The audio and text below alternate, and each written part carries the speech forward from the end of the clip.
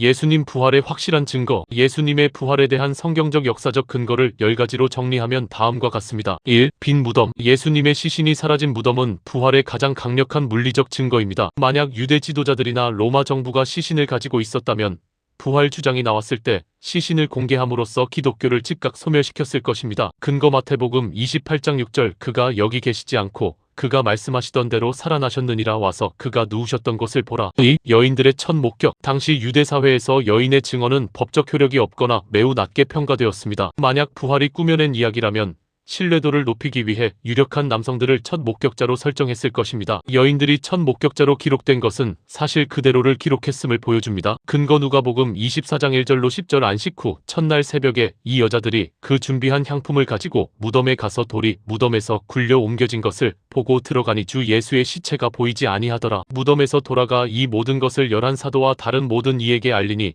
이 여자들은 막달라, 마리아와 요한나와 야고보의 모친 마리아라 또 그들과 함께 한 다른 여자들도 이것을 사도들에게 알리니라. 3. 세밀한 수의의 상태. 베드로가 무덤에 들어갔을 때 예수님의 몸을 감쌌던 세마포가 시신이 빠져나간 듯한 형태 그대로 놓여 있었고 머리를 쌌던 수건은 딴 곳에 개켜져 있었습니다. 이는 시신 도난이 아니라 초자연적인 부활임을 시사합니다. 근거 요한복음 20장 6절로 7절 시몬 베드로는 따라와서 무덤에 들어가 보니 세마포가 놓였고 또 머리를 쌌던 수건은 세마포와 함께 놓이지 않고 딴 곳에 쌌던 대로 놓여 있더라. 4. 500여 명의 일시 목격. 부활은 소수의 환각이 아니었습니다. 바울이 고린도전서를 쓸 당시 부활하신 예수님을 한꺼번에 목격한 500명 중 대다수가 살아있었습니다. 이는 언제든 검증 가능한 역사적 사실로 제시되었습니다. 근거 고린도전서 15장 6절 그 후에 500여 형제에게 일시에 보이셨나니 그 중에 지금까지 대다수는 살아있고 어떤 사람은 잠들었으며 5. 제자들의 순교. 사람은 자신이 믿는 진리를 위해 죽을 수는 있지만 자신이 지어낸 거짓말을 위해 목숨을 버리지는 않습니다. 겁쟁이였던 제자들이 참혹한 고문과 죽음 앞에서도 부활을 증언한 것은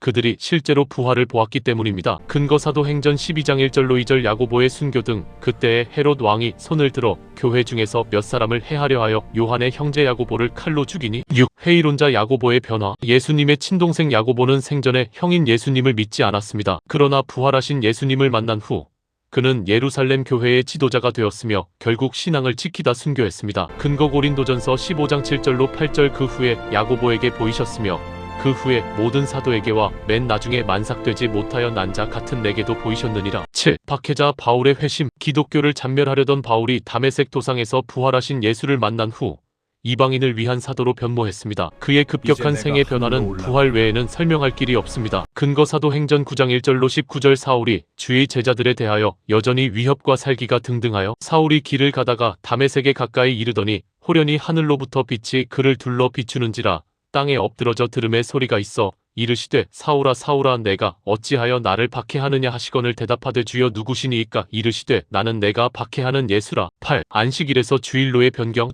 수천 년간 목숨처럼 안식일 토요일을 지키던 유대인들이 예수님이 부활하신 안식 후 첫날 일요일에 모여 예배를 드리기 시작했습니다. 사회적 관습이 이토록 급격히 바뀐 것은 거대한 역사적 충격 부활이 있었음을 의미합니다. 근거 사도행전 20장 7절 그 주간의 첫날에 우리가 떡을 떼려 하여 모였더니 바울이 이튿날 떠나고자 하여 그들에게 강론할세. 고린도전서 16장 2절 매주 첫날에 너희 각 사람이 수입에 따라 모아두어서 내가 갈 때에 연보를 하지 않게 하라. 9. 구약 예언의 성취. 예수님의 부활은 우발적인 사건이 아니라 수백 년 전 구약 성경에 예언된 대로 일어난 사건입니다. 성경은 예수님이 성경대로 다시 살아나셨음을 강조합니다. 근거 시편 16장 10절 이는 주께서 내 영혼을 스올에 버리지 아니하시며 주의 거룩한 자를 멸망시키지 않으실 것임이니이다. 고린도전서 15장 3절로 4절 내가 받은 것을 먼저 너희에게 전하였노니 이는 성경대로 그리스도께서 우리 죄를 위하여 죽으시고 장사 지낸 바 되셨다가 성경대로 사흘 만에 다시 살아나사 10. 교회의 폭발적 성장과 현존. 부활 사건 직후